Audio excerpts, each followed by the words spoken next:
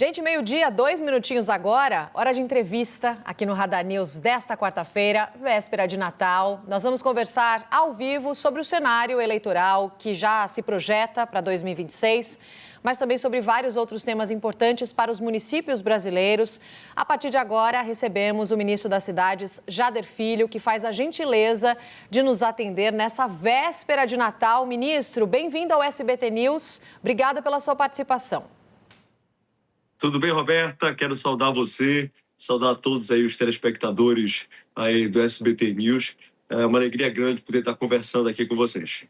Vou começar com perguntas, depois chamamos o nosso time de analistas também, ministro. Uma das promessas do governo para o ano que vem é a tarifa zero no transporte público, que, sabemos, ainda depende de estudos do Ministério da Fazenda. O senhor mesmo tem afirmado que, a partir desses estudos, aí seria construído um modelo de financiamento. Como seria essa gratuidade? O que os estudos mostram até agora sobre a possibilidade de gratuidade que já poderia começar no primeiro semestre, ministro? Roberta, esse estudo, na verdade, um estudo que foi feito, pedido ao presidente Lula, pediu ao ministro da Fazenda, Fernando Haddad, para que nós possamos entender economicamente quais seriam os impactos que aconteceriam a partir da tarifa zero. O que nós, dentro do Ministério das Cidades, nós temos feito é o trabalho para que nós possamos, a partir de todo um trabalho conjunto com os estados e com os municípios, uma maneira para que nós possamos financiar a melhoria do transporte público. É verdade que esse modelo que está posto hoje, esse modelo onde o consumidor, onde o usuário do transporte público pague toda a tarifa, esse modelo está falido. Esse modelo não é mais possível ele acontecer. E isso, qual é a repercussão disso? A repercussão é que as tarifas acabam não sendo, vamos dizer assim, não fecha a conta, e quem sofre com isso é o quê? O sucateamento do transporte público em diversas cidades do Brasil. E o que nós precisamos é resolver essa equação. Nós precisamos entender que, de um jeito ou de outro, o subsídio precisa acontecer. E esse tratamento ele precisa ser feito, esse diálogo tem que ser feito nas 3 esferas da nossa federação. Então, o governo federal, os estados e os municípios, todos nós precisamos sentar, chegar a uma conclusão para que nós possamos melhorar o transporte público. E esse transporte público não pode não é o consumidor que vai pagar essa conta para que aconteça essa equalização. Então, de um jeito ou de outro, nós temos que sentar e encontrar uma solução para que a gente possa, para que estados, o governo federal, os municípios e os estados possam trabalhar com subsídio e para que a gente possa melhorar o transporte público nas cidades brasileiras. Mas, ministro, alguma cidade poderia servir de exemplo? Alguma cidade que já usa a gratuidade em dias específicos? Qual seria um modelo mais provável? E eu insisto na pergunta, a gente já pode ter essa gratuidade nacional no primeiro semestre?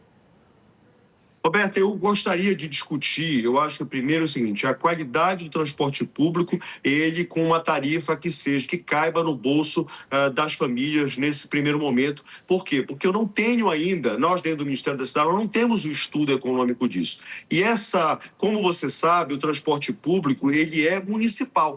Então, nós não podemos dar nenhuma ação que seja de cima para baixo. E aí a gente precisa discutir. A nossa proposta é que a gente, a partir do primeiro semestre, a gente sente com as associações, a gente sente a nível de governo federal, com os governos do estado, dividindo a responsabilidade entre todos nós para que a gente encontre um modelo, seja o modelo da tarifa zero ou seja um modelo que possa atender 2 coisas. Que seja um transporte de qualidade e, por outro lado, que a tarifa seja uma tarifa que caiba no bolso das famílias. Obviamente, se dentro desse estudo que for feito, a gente puder chegar na tarifa zero, esse seria o mundo ideal. Mas eu acho que o que a gente precisa discutir nesse momento é a qualidade do transporte público, que em diversas cidades do Brasil está com esse modelo que está posto, onde as pessoas têm que pagar a tarifa inteira. Esse modelo ele não funciona mais, esse modelo está falido e a gente precisa encontrar definitivamente uma solução para o transporte público no país.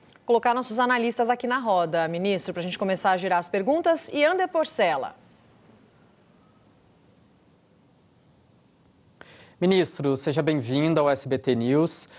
Pelo que eu estou entendendo da sua fala, o senhor não acredita que no ano que vem vai ser possível ainda ter essa tarifa zero ou mesmo uma tarifa reduzida. O senhor acha que seria possível para o próximo mandato presidencial, caso o presidente Lula se reeleja, por exemplo? É uma proposta, uma medida que vai fazer parte da campanha, vai ser plataforma, digo, do próximo governo? Não, Yander, eu não, em nenhum momento eu acredito. Primeiro, eu acho que esse tema é um tema urgentíssimo, Yander. Não dá para que a gente continue vendo o transporte sucateado, como tem acontecido em diversas cidades do Brasil. Quem sofre isso obviamente, o usuário que usa o transporte público em diversas capitais do Brasil, que a gente está vendo essa situação. Isso é uma prioridade, sim, dentro do governo do presidente Lula, mas essa é uma solução, Yander, que ela não pode só partir do governo federal. Essa responsabilidade do transporte público, ele é dos municípios, mas o governo federal e os governos estaduais não podem se omitir nisso. É disso que eu estou falando. E, para isso, você precisa fazer uma discussão nacional. Nós precisamos estudar caso a caso. Primeiro, nós vivemos num país continental. A solução que cabe aqui para a região norte, aqui para a minha Belém, por exemplo, pode ser que não caiba lá para Porto Alegre, lá no Rio Grande do Sul, ou para uma cidade, por exemplo, como Campo Grande. Então, o que nós temos que sentar e discutir e encontrar qual é o modelo para o Brasil. O que a Fazenda, o Ministério da Fazenda, o que foi incumbido pelo presidente ao Ministério da Fazenda, é que faça um estudo econômico para a gente poder entender o tamanho dessa conta. Agora, de um jeito ou de outro, seja com tarifa zero, ou seja, com uma tarifa que caiba no bolso das pessoas, o que nós precisamos discutir é a qualidade do transporte público. E isso não pode ficar mais para frente, tem que ser discutido ainda este ano. A minha posição como ministro responsável por essa pasta, e aí representando o governo do presidente Lula, é que o governo federal e os estados e o município nós precisamos sentar imediatamente para, por exemplo, discutir renovação de frota. Nós, dentro do Ministério das Cidades, fizemos uma seleção no ano passado, Yander, de mais de 10 bilhões de reais para quê? Para renovar a frota no Brasil, a partir de um juros, que é os juros mais baixos do Brasil, que é os juros do FGTS ou os juros do Fundo Clima, que é exatamente para caber no bolso dos municípios, né? Dando uma carência aí de 4 anos e 20 anos para pagar. Então, são soluções como essa que o governo federal tem colocado na mesa e outras soluções para que o que a gente chega ao final, essa responsabilidade seja dividida por todos os entes da federação e a gente entregue para a nossa população um transporte público de qualidade. É disso que a gente está falando. César Feitosa. Ministro, primeiro, bom dia, obrigado pela entrevista aqui no Radar. Queria entender alguns aspectos relacionados ao Minha Casa Minha Vida. Primeiro, o Congresso aprovou na semana passada o orçamento para 2026. Primeiro, são duas perguntas. Primeiro, gostaria de saber se o orçamento aprovado, indicado para o Minha Casa Minha Vida, atende às expectativas do Ministério, atende ao que foi solicitado na proposta do governo orçamentária. E um segundo ponto é esse anúncio que foi feito pelo presidente Lula sobre o FGTS. A gente sabe que o FGTS ele é muito utilizado para financiar a habitação e acaba sendo também utilizado pela população mais carente que gostaria de ter acesso a esse programa do Minha Casa Minha Vida. Gostaria de saber se o Ministério das Cidades, o senhor participou dessas conversas no governo para entender como que seria essa medida relacionada a esse saque do FGTS para quem optou pelo saque aniversário e se isso terá algum impacto para o próximo ano relacionado à questão do Minha Casa Minha Vida. César, seja para o Minha Casa Minha Vida subsidiado, feito através do Orçamento Geral da União. Aí você tem o Minha Casa Minha Vida Rural, Minha Casa Minha Vida Entidades e Minha Casa Minha Vida Urbano. Minha Casa Minha Vida Entidades é feito pelas entidades que lutam pela moradia. O orçamento está absolutamente garantido. Nós temos hoje depositado, só desse segmento, nós temos mais de 19 bilhões de reais depositados, então as obras não vão ter nenhum problema de recursos. O recurso que está dentro da lei orçamentária e atende às nossas necessidades para que todas as obras que estão contratadas sejam executadas, não haverá falta de recursos. Então, aí, dando uma mensagem aos prefeitos, aos empresários que estão fazendo as obras do Minha Casa Minha Vida, não se preocupe, não haverá falta de recursos. Esse foi um compromisso que nós assumimos no início da gestão do presidente Lula e nós vamos cumprir integralmente isso para que essas obras sejam entregues e a gente vai entregando casa, realizando o sonho da casa própria das famílias brasileiras. Na outra mão, em relação ao FGTS, nós temos aprovado pelo Conselho o orçamento recorde de todos os tempos do Minha Casa Minha Vida. É bom lembrar que quando nós iniciamos em 2023, nós iniciamos com um orçamento de 66 bilhões de reais. O sucesso foi tão grande, o número de contratações está batendo tanto, são recordes tão grandes. Por exemplo, você tem uma ideia, César, hoje, na cidade de São Paulo, 67% das vendas do município de São Paulo são do Minha Casa Minha Vida. Foi exatamente isso que aconteceu. Por quê? Por conta da credibilidade, por conta das facilidades que nós encontramos para que as famílias pudessem acessar. Para você ter uma ideia, hoje, dentro dos financiamentos do Minha Casa Minha Vida, 43% são para famílias que ganham até R$ 2.850, que são as famílias do faixa 1. Então, nós temos hoje um orçamento que sai de 66 bilhões em 2023 para 145 bilhões em 2026. Então, o recurso não vai faltar, as obras vão continuar, a gente vai continuar realizando o sonho da casa própria e gerando emprego e renda. Para você ter uma referência, o PIB brasileiro cresceu no ano passado, cresceu da ordem de 3,6%. O PIB da construção civil cresceu 4,2%. E mais de 50% de todos os lançamentos imobiliários do Brasil foram do Minha Casa Minha Vida. Então, quem está puxando a construção civil, quem está puxando a economia do Brasil é o Minha Casa Minha Vida e a gente vai continuar fortemente, porque, por um lado, a gente gera emprego e renda, por outro, a gente realiza o sonho da casa própria. Quer completar, César, antes da gente mudar de assunto? Então, ministro...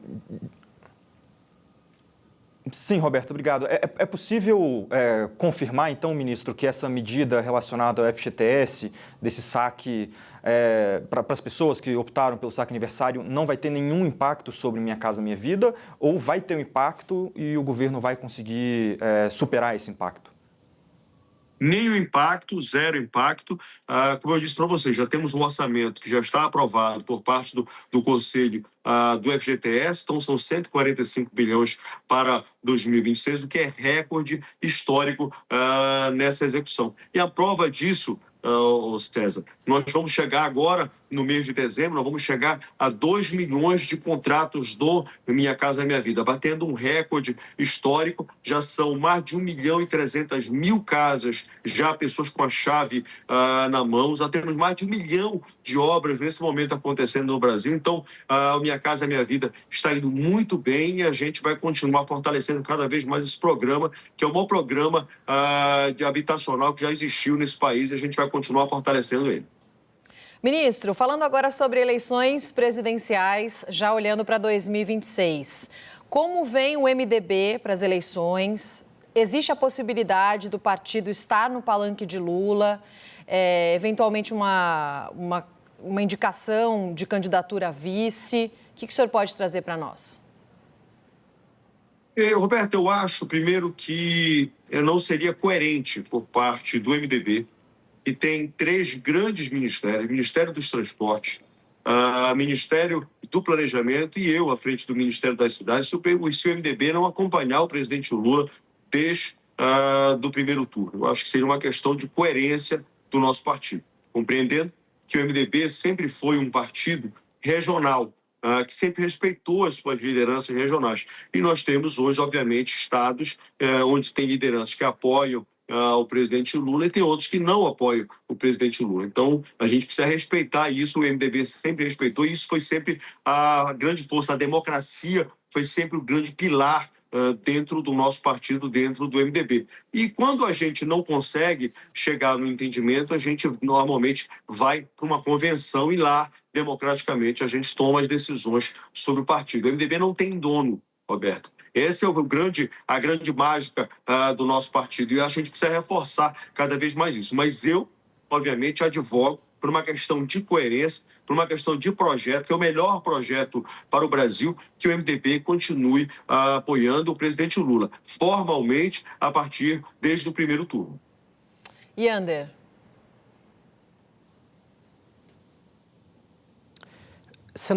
Ministro, eu queria que o senhor avaliasse essa pré-candidatura do senador Flávio Bolsonaro, né, que está posta, o bolsonarismo está cada vez mais ali unido, né, em torno dessa candidatura. Eu queria que o senhor avaliasse se essa candidatura, pelo que o senhor tem ouvido, pelo que o senhor tem percebido, é para valer, se o senhor acha que o Flávio vai até o fim, e também se o senhor avalia que o Flávio, pela rejeição que ele tem, seria um candidato mais fácil de o presidente Lula derrotar do que o governador de São Paulo, Tarcísio de Freitas, por exemplo. Eu acho, Yander, por uma questão de sobrevivência, a família Bolsonaro precisa lançar alguém com sobrenome Bolsonaro. E eu acho que, nesse momento, diante do que aconteceu, obviamente, no cenário do deputado Eduardo, e eu acho que o candidato que eles fizeram a opção é o Flávio Bolsonaro. Não acredito que a família Bolsonaro vai ficar fora das urnas, já que o presidente Jair Bolsonaro está preso. Eu não consigo enxergar que a família não terá uma candidatura, vai ficar fora das urnas durante 8 anos. Mas, sob o aspecto de quem será o candidato contra o presidente Lula, acho que isso não é o problema. Eu acho que ninguém quer ganhar uma eleição e precisa escolher quem é o candidato que está do outro lado. Eu acho que o presidente Lula apresenta todos os requisitos de um projeto de país.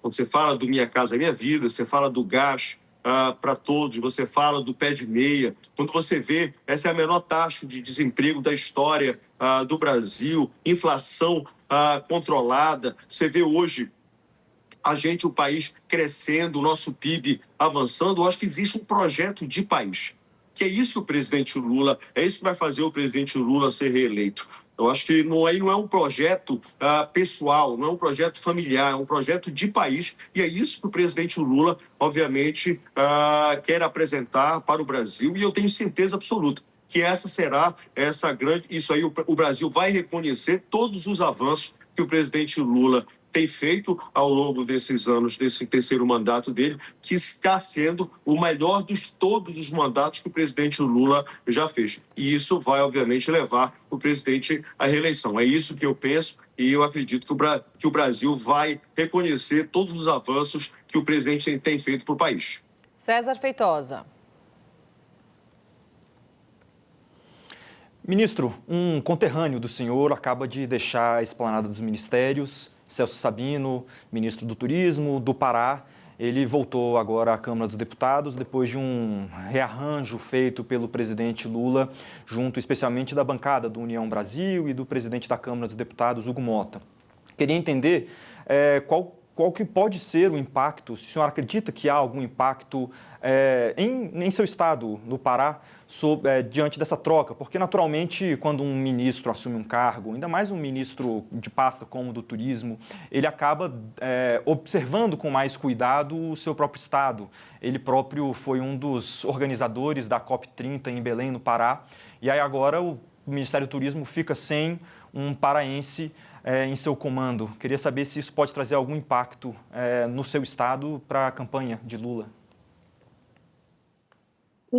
Primeiro, eu quero aqui fazer um reconhecimento sobre o grande trabalho que foi feito pelo ministro Celso Sabino à frente do Ministério do Turismo, né? Os recordes de turistas estrangeiros no país, o recorde de turistas do próprio país, aqui nós brasileiros viajando dentro do país, acho que ele fez um grande trabalho à frente do Ministério do Turismo.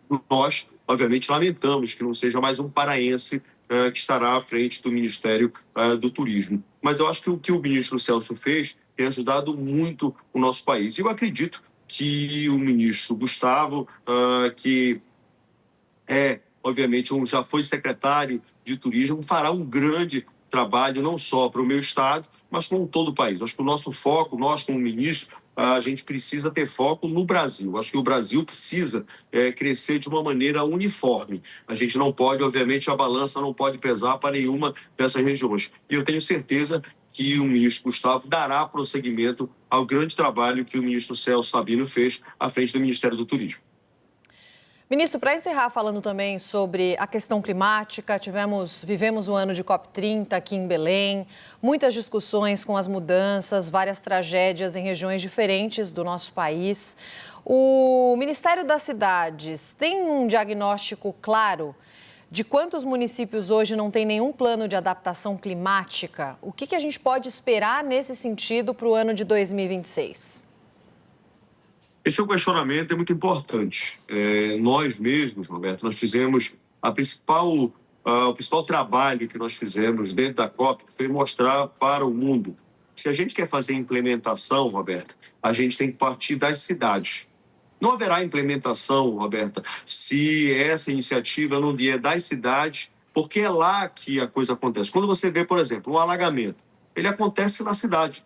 Não acontece no Brasil, ele não acontece no estado, ele acontece lá no bairro onde as famílias moram. Então, a implementação ela tem que acontecer lá. A obra de macrodrenagem que vai evitar que o alagamento aconteça tem que acontecer na cidade. Uma obra, por exemplo, a gente tem visto diversas cenas no Brasil e no mundo de morros deslizando, ceifando vida, destruindo infraestrutura, casas, enfim, o que a gente viu muito aqui no ano passado que nós vimos lá no Rio Grande do Sul. Essa obra de contenção de encostas, para que o morro não deslize, que a gente dê segurança para as pessoas que moram na encosta do Brasil, elas vão acontecer onde? É nas cidades. Por isso que a implementação, a gente precisa fortalecer as lideranças locais, são elas que têm que apontar para nós que obras são essas que precisam ser feitas. Não pode partir de Brasília para o Brasil. É das cidades para Brasília que tem que apontar quais são essas prioridades. Por isso que nós lançamos, dentro da COP, um fundo que vai financiar projetos para as cidades médias e pequenas, que é onde falta essa infraestrutura, para que elas tenham projetos para apresentar em futuros PACs. Na reeleição do presidente Lula, em 2027, deverá ocorrer um novo PAC. E um dos focos centrais será a prevenção. Mas a gente precisa começar hoje os projetos para que, quando a gente chegue lá no PAC, esses projetos estejam consolidados e prontos para que a gente inicie imediatamente essas obras de prevenção. Mas, especialmente, falando sobre, por exemplo, plano de redução de risco.